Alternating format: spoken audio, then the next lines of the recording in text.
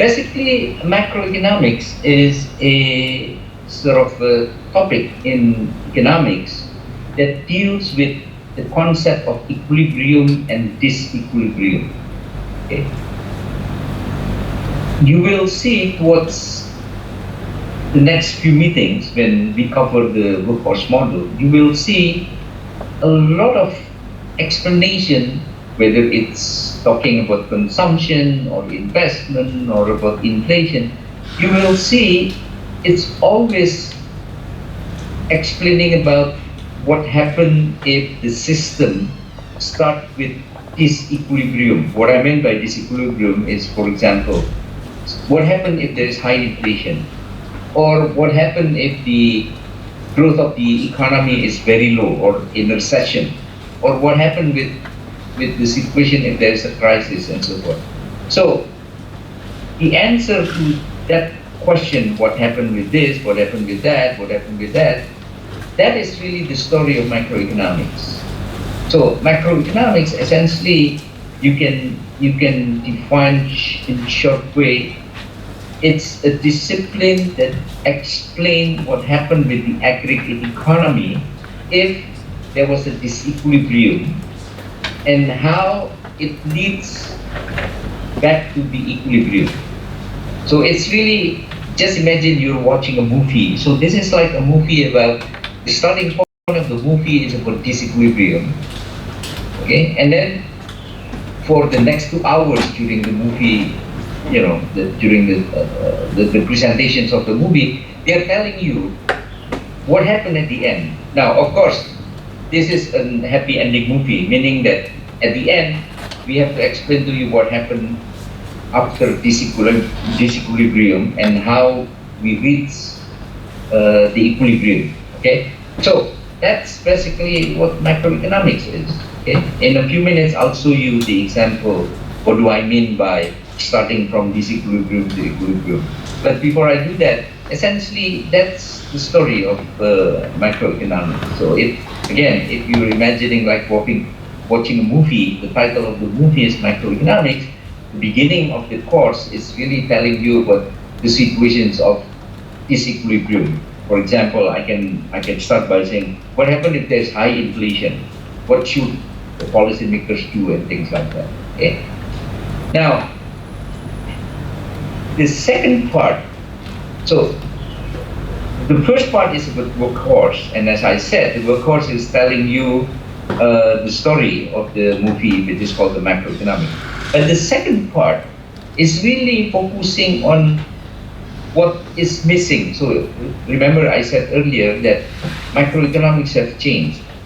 It has evolved, and to some extent, the change has been quite dramatic, especially after what happened in 2008. I'm pretty sure all of you know what happened in 2008. There is a global financial crisis. So after 2008, macroeconomics have changed, and quite dramatically. So the second part of this class, I want to focus on that.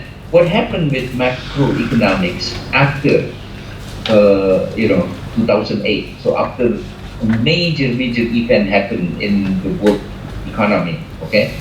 And basically on that second part, the story, the leading actor in that second part of the movie is really the financial sector, because the story about the global financial crisis is really the story about financial crisis. Okay, so that's the second part of the class. Now, the third part, it's really the basic questions which is very relevant for developing countries or emerging markets in general. And of course, since you are all in Indonesia, it's really a question that is highly relevant for Indonesia. Now, when I was teaching macro here at Cornell, I did not include this, the topic, because for industrial countries like the US, this question, the third question is not really, that important, okay? But for developing countries like Indonesia, it is very important. And that is the meaning of macroeconomics achievement when it is translated into the social welfare. I'm talking about poverty. I'm talking about income inequality, because, there is a misconception that if you're talking about macroeconomics, then you don't care about poverty, you don't care about income inequality, you're only caring about all those aggregate variables, investment, GDP, consumption, and so forth.